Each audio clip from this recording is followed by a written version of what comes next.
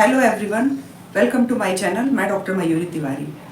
दोस्तों, आज हम प्लांट किंगडम की होम्योपैथी मेडिसिन एबिस नाइग्रा के बारे में डिस्कशन करने वाले हैं। इस मेडिसिन की जो प्लांट किंगडम की जो मेडिसिन है, इसका बॉडी में स्फीयर ऑफ एक्शन क्या क्या है, कौन कौन सी डिसीज में क्या काम करती है और इसका क्या डोज देना चाहिए, कैसे एक्शन रखने वाली मेडिसिन है, इसकी डिटेल जानकारी अपने को इस वीडियो के जरिए आप लोगों को पता चलेगी।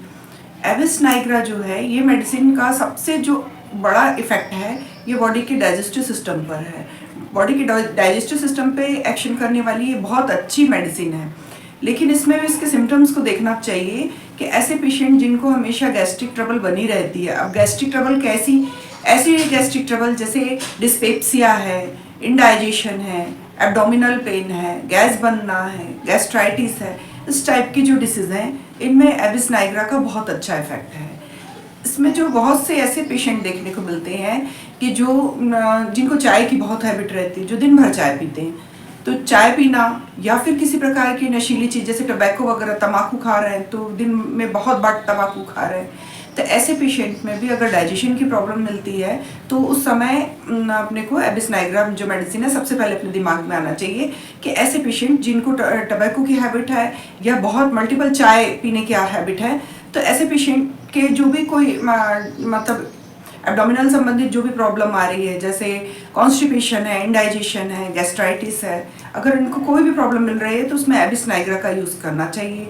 इसके अलावा ओल्ड एज के जो पेशेंट रहते हैं, जिनकी एज बढ़ती जा रही है, तो उनको डाइजेशन की प्रॉब्लम के साथ साथ में कार्डियक प्रॉब्लम भी मिलती है। स्पेशली जो स्टर्नम का जो रीजन रहता है, जहाँ पे स्टमक की शुरुआत होती है और स्टर्नम जो बीच की चेस्ट बोन रहती है अपने लंग्स की, अगर बीच की जो चेस्ट बोन खत्म होती है वो रीजन और स्टमक के स्टार्टिंग पोर्शन, ये कार्डियक रीजन कहलाता है।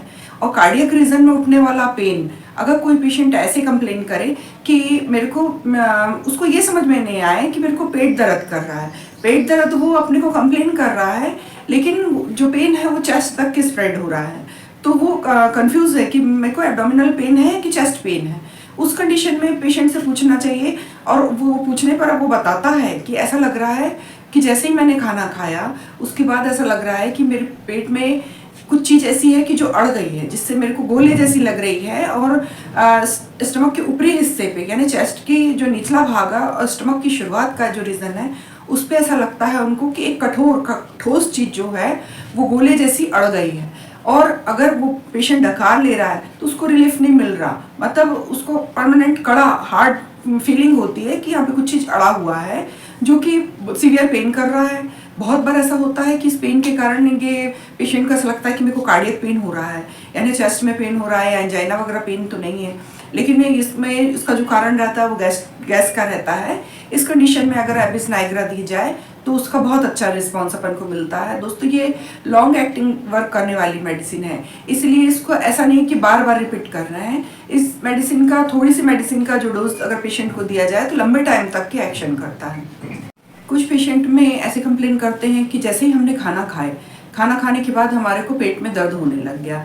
इस कंडीशन में भी एबिस नाइग्रा की तरफ ध्यान देना चाहिए कि खाना खाने के बाद जस्ट उठने वाला जो एब्डोमिनल पेन रहता है वो एबिस नाइग्रा का रहता है। ओल्ड एज के कुछ पेशेंट ऐसे रहते हैं जिनको ब्रेडिकार्डिया और टैकिकार्डिया मिलता है।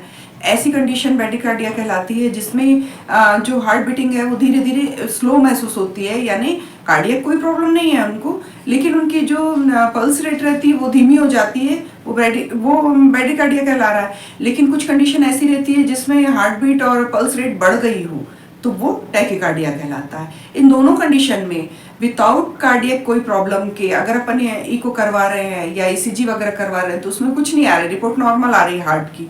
लेकिन उसके अलावा अगर ये टैकिकार्डिया और ब्रेडिकार्डिया का सिम्टम्स मिल रहा है, ओल्ड एज के पेशेंट है, तो उस कंडीशन में एबिस नाइग्रा देना चाहिए, उसमें अपने को बहुत अच्छा रिस्पॉन्स मिलता है। एबिस नाइग्रा का जो पेशेंट रहता है वो प्राय अपने को ये कंप्लेन करता है कि मेरे को मॉर्निंग में भूख नहीं लगती, यानी ब्रेकफास्ट वो करता ही नहीं। अगर सुबह के समय बहुत लंबे टाइम तक कि वो भूखा रहता है, लेकिन जैसे जैसे दोपहर का टाइम बढ़ता जाता है तो उसकी भूख बढ़ती जाती है।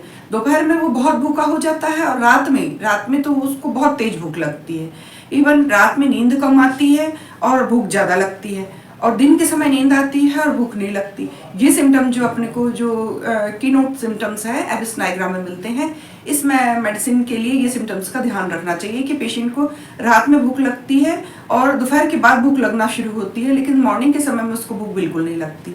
लेकिन एबिस नाइग्रा है जो लॉन्ग एक्टिंग मेडिसिन है, इसलिए इसका 30 CH और 200 CH में इस मेडिसिन का जो डोज है वो पेशेंट को देना चाहिए। 30 पोटेंसी की मेडिसिन है, तो अगर कोई पेशेंट है जो एब्डोमिनल पेन का कंप्लेन कर रहा है तो 4 गोली दिन में 4 टाइम, सुबह दोपहर शाम रात 4 टाइम अपन को ये मेडिसिन देना चाहिए। और अगर मान लो कार्डियक रीजन पे भी इसका इफेक्ट है, ओल्ड एज के पेशेंट हैं जिनको ये ज़्यादा बेडिकार्डिया वगैरह टैकीकार्डिया इस टाइप की प्रॉब्लम मिल रही है, तो उस समय 200 जो पोटेंसी की मेडिसिन है उनको दिन भर में 4 बार रिपीट करना चाहिए। लॉन्ग टाइम से जिनको इंडाइजेशन वगैरह की प्रॉब्लम है, कॉन्स्टिपेशन, एसिडिटी, एब्डोमिनल पेन, इस प्रकार की जो प्रॉब्लम है जो बहुत लंबे टाइम से चली आ रही है, तो उस कंडीशन में अपन 2 ड्रॉप्स डायरेक्ट टंग में। दोस्तों, यदि आपको ये मेरा वीडियो इन्फॉर्मेटिव लगा हो तो प्लीज़ इसे लाइक करिए, सब्सक्राइब करिए, फ्रेंड एंड फैमिली के साथ शेयर कीजिए और कमेंट्स कीजिए। Thank you.